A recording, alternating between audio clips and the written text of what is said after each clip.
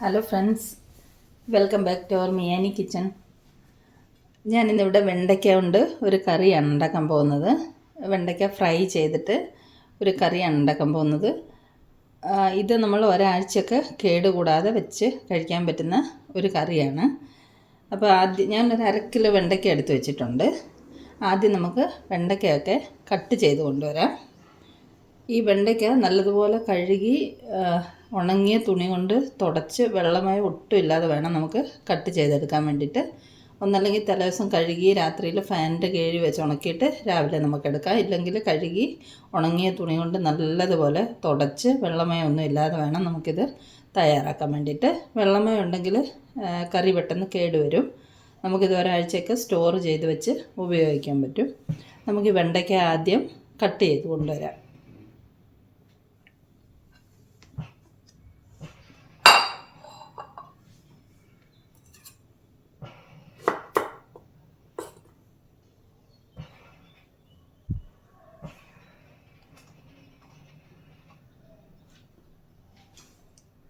നമുക്ക് ഏത് ഷേപ്പിൽ വേണമെങ്കിലും കട്ട് ചെയ്യാം. ഞാനിപ്പോൾ ഒരു ഭംഗിക്ക് വേണ്ടി ഇതുപോലെ ചരിച്ചാണ് കട്ട് ചെയ്യുന്നത്.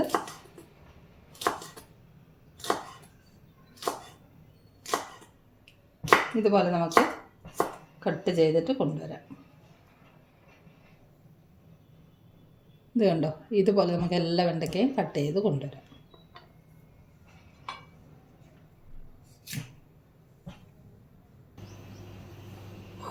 വെണ്ടയ്ക്ക എല്ലാം അരിഞ്ഞ് റെഡിയാക്കി വെച്ചിട്ടുണ്ട്. ഇനി ആദ്യം നമുക്കിതിനെ ഫ്രൈ ചെയ്തെടുക്കാം. ഞാനൊരു പാൻ അടുപ്പത്ത് വെച്ച് എണ്ണ ഒഴിച്ച് എണ്ണ ചൂടായിട്ടുണ്ട്. നമുക്കിത് സ്റ്റോർ ചെയ്ത് വെച്ചേക്കാനുള്ളതാണെങ്കിൽ നമുക്ക് വെണ്ടയ്ക്ക ഡീപ്പ് ഫ്രൈ ചെയ്തെടുക്കണം. അന്ന് തന്നെ കഴിക്കാനുള്ളതാണെങ്കിൽ ഷാലോ ഫ്രൈ ചെയ്താലും മതി. ഞാനിപ്പം ഡീപ്പ് ഫ്രൈ ചെയ്ത് തയ്യാറാക്കുന്ന രീതിയാണ് കാണിച്ചു തരുന്നത്. അപ്പോൾ ഈ വെണ്ടയ്ക്ക നമുക്ക് എണ്ണയിലേക്ക് ഇട്ട് കൊടുക്കാം.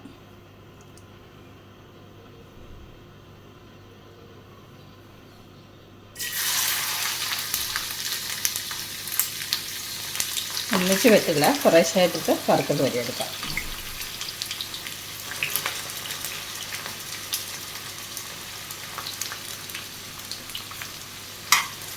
നല്ലതുപോലെ നമുക്കിത് ഫ്രൈ ചെയ്തെടുത്ത് കൊണ്ടുവരാം.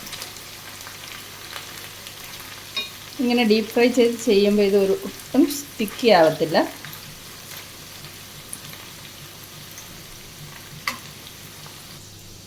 വെണ്ടയ്ക്ക ഫ്രൈ ആയി വരുമ്പോഴത്തേക്ക് നമുക്ക് അതിന് ചേർക്കാനുള്ള ഒരു മസാല തയ്യാറാക്കാം. ഞാൻ 2 തണ്ട് കറിവേപ്പില എടുത്തിട്ടുണ്ട്. അതിലേക്ക് നമുക്ക് ഒരു 7 അല്ലി വെളുത്തുള്ളി എടുത്തിട്ടുണ്ട്. 7-8 അല്ലി എടുക്കാം. ഒരു ചെറിയ കഷ്ണം ഇഞ്ചി എടുത്തിട്ടുണ്ട്. ഇനി നമുക്കൊരു 1/2 സ്പൂൺ ജീരകം ഇടാം. കുറച്ച് മഞ്ഞൾപ്പൊടി, 1/4 സ്പൂണോളം മഞ്ഞൾപ്പൊടി. ഇത് ചെറിയ സ്പൂണാണ്, ഇതിന് നിറച്ചെടുത്താൽ തന്നെ 1/4 സ്പൂൺ വരില്ല. പിന്നെ നമുക്ക് മുളക് പൊടി ഒരു നോർമൽ ഒരു വലിയ സ്പൂണിന് 1/2 സ്പൂൺ ഇടാം. ചെറിയ സ്പൂണായതുകൊണ്ട് ഞാൻ 2 പ്രാവശ്യം ഇടുന്നുണ്ട്. ഇനി വേണ്ടത് കുറച്ച് കൊപ്രയാണ്. ഞാനിത് കൊപ്ര പീരയാക്കി വെച്ചിരുന്നതാണ്. അതിൽ നിന്നൊരു 2 സ്പൂൺ ഇടാം. ഇനി നമുക്ക് വേണ്ടത് നിലക്കടല വറുത്ത് പൊടിച്ചതാണ്. ഇത് ഓൾറെഡി പൊടിച്ചതായതുകൊണ്ട് ഞാൻ ഇതിൻ്റെ കൂടെ ഇട്ട് വീണ്ടും പൊടിക്കുന്നില്ല. ഇത് പൊടിച്ചുകൊണ്ട് വന്നതിന് ശേഷം ഇതിനകത്തേക്ക് ചേർത്ത് കൊടുക്കാം. അപ്പോൾ ഇത്ര സാധനം എല്ലാം കൂടെ നമുക്കൊന്ന് തരിതരിപ്പായിട്ടൊന്ന് പൊടിച്ച് കൊണ്ടുവരാം. മസാലകളെല്ലാം തരിതരിപ്പായിട്ടൊന്ന് അരച്ചെടുത്ത് കൊണ്ടുവന്നിട്ടുണ്ട്. ഒരുപാട് അരഞ്ഞു പോകണ്ട, വെള്ളം ഒഴിക്കാതെ വേണം അരയ്ക്കാനായിട്ട്. ഇനി ഇതിലേക്ക് നമുക്ക് ഈ നിലക്കടലയുടെ പൊടിയും കൂടെ ചേർത്ത് മിക്സ് ചെയ്ത് വെക്കാം.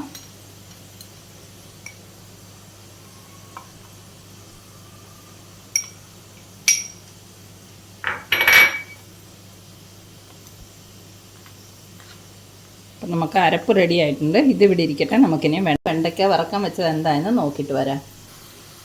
നമ്മൾ ആദ്യമായിട്ട് വെണ്ടയ്ക്ക ഫ്രൈ ആയിട്ടുണ്ട്. ഇത് നമുക്ക് കോരിയെടുക്കാം.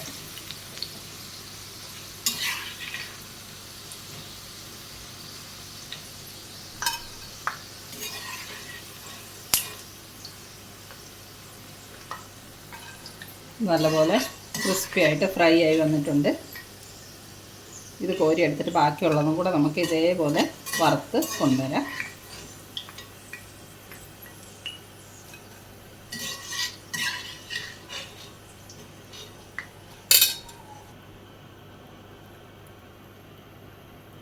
നമുക്കിനി രണ്ടാമത്തെ ട്രിപ്പ് ഇട്ട് കൊടുക്കാം.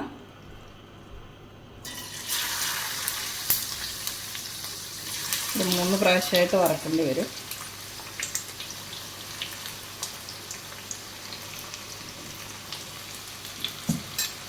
ഇതിൽ കൂടെ നമുക്ക് വറുത്ത് കോരി എടുത്തുകൊണ്ട് വരാം. നമ്മൾ സെക്കൻഡ് ട്രിപ്പ് ഇട്ട വെണ്ടയ്ക്കയും ഫ്രൈ ആയിട്ടുണ്ട്. ഇത് നമുക്ക് കോരിയെടുക്കാം.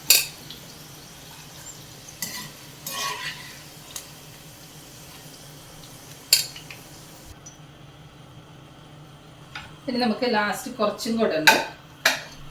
ഇതും കൂടെ നമുക്ക് വറുത്ത് കോരിയെടുക്കാം.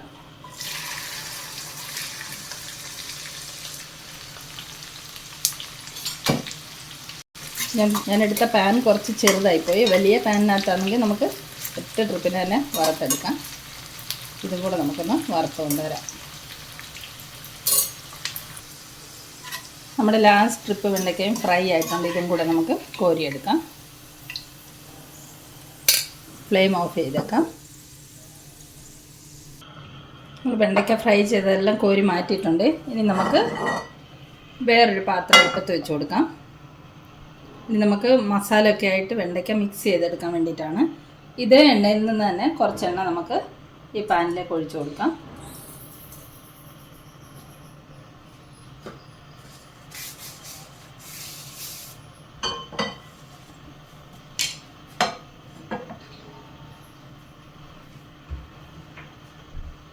എണ്ണ ഒന്ന് ചൂടായി വരട്ടെ. എണ്ണ ചൂടായിട്ടുണ്ട്. നമുക്കതിലേക്കൊരു ഒരു നുള്ള് ജീരകം ഇട്ട് കൊടുക്കാം. ജീരകം മൂത്ത് വന്നിട്ടുണ്ട്. അതിലേക്ക് നമുക്ക് തയ്യാറാക്കി വെച്ചിരിക്കുന്ന മസാല എണ്ണയിലേക്ക് ചേർത്ത് കൊടുക്കാം.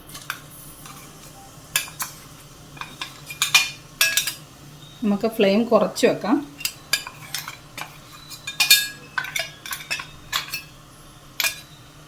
ഇത് നമുക്കൊന്ന് ഇളക്കി മിക്സ് ചെയ്യാം. ചെറുതായിട്ട് ഇതിൻ്റെ പച്ചമണമൊക്കെ മാറുന്ന വരെ ഒന്ന് ഇളക്കി മൂപ്പിച്ചെടുക്കാം. 2 മിനിറ്റ് ഒന്ന് വറുത്തെടുത്താൽ മതി. ഇതിലേക്ക് നമുക്ക് ആവശ്യത്തിന് ഉപ്പ് ചേർത്ത് കൊടുക്കാം. നമ്മൾ വെണ്ടയ്ക്ക ഫ്രൈ ചെയ്യുമ്പോൾ അതിൽ ഉപ്പ് ചേർത്തിട്ടില്ല. അപ്പോൾ വെണ്ടയ്ക്കയ്ക്കും കൂടെ ചേർത്തിട്ടുള്ള ഉപ്പ് വേണം നമുക്ക് ഇതിലേക്ക് ഇട്ട് കൊടുക്കാനായിട്ട്.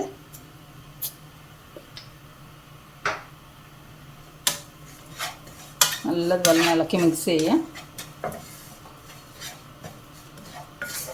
മസാലയൊക്കെ മൂത്ത് വരുമ്പോൾ ഒരു മസാലയുടെയൊക്കെ ഒരു മണം വരും. ആ മണം വരുമ്പോൾ നമുക്ക് വെണ്ടയ്ക്ക ഇതിലേക്ക് ചേർത്ത് കൊടുക്കാം. പച്ചമണമൊക്കെ ഒന്ന് മാറി കിട്ടണം. നമുക്കിത് സ്റ്റോർ ചെയ്ത് വെച്ചേക്കാനുള്ളതാണെങ്കിൽ മസാല നല്ലപോലെ പച്ചമണം മാറിയിട്ട് വേണം വെണ്ടയ്ക്ക ചേർത്ത് കൊടുക്കാനായിട്ട്.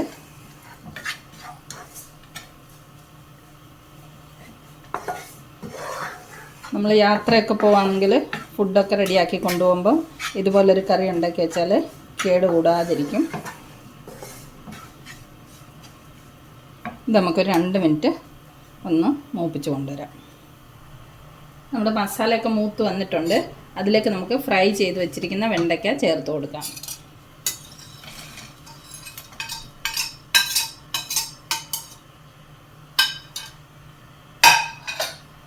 ഇനി ഇതിനെ നമുക്ക് നല്ലതുപോലെ ഇളക്കി മസാലയുടെ കൂടെ മിക്സ് ചെയ്തെടുക്കാം.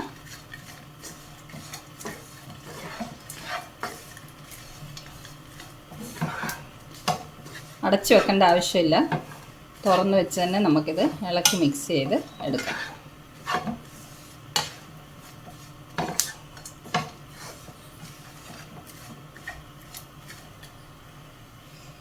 നമ്മുടെ വെണ്ടയ്ക്ക മസാല ഫ്രൈ റെഡി ആയിട്ടുണ്ട്. ഇതിനെ നമുക്കൊരു പ്ലേറ്റിലേക്ക് സെർവ് ചെയ്യാം.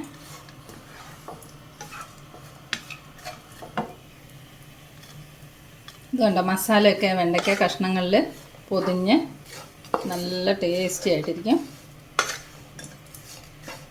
സെർവ് ചെയ്ത് കാണിച്ചു തരാം കേട്ടോ. ഫ്ലെയിം ഓഫ് ചെയ്യാം. നമ്മുടെ അടിപൊളി ടേസ്റ്റി ആയിട്ടുള്ള വെണ്ടയ്ക്ക മസാല ഫ്രൈ റെഡി ആയിട്ടുണ്ട്. ഇത് കണ്ടോ, കാണാൻ തന്നെ നല്ല ഭംഗിയില്ലേ? നല്ല ടേസ്റ്റ് ഇത് കഴിക്കാനും കേട്ടോ. ചോറിൻ്റെ കൂടെയൊക്കെ സൈഡ് ഡിഷായിട്ടും കഴിക്കാം, ചപ്പാത്തിയുടെ കൂടെയും കഴിക്കാം. ഞാനിപ്പോൾ ഇതിന് വേണ്ടിയിട്ട് കൂടെ കഴിക്കാൻ വേണ്ടിയിട്ട് ചപ്പാത്തിയാണ് ഉണ്ടാക്കി വെച്ചിരിക്കുന്നത്. അപ്പോൾ ഈ റെസിപ്പി ഇഷ്ടമായെങ്കിൽ എല്ലാവരും തയ്യാറാക്കി നോക്കണം. മറ്റൊരു റെസിപ്പിയുമായി നമുക്ക് വീണ്ടും മിയാനി കിച്ചണിൽ കാണാം. Thanks for watching the video. By.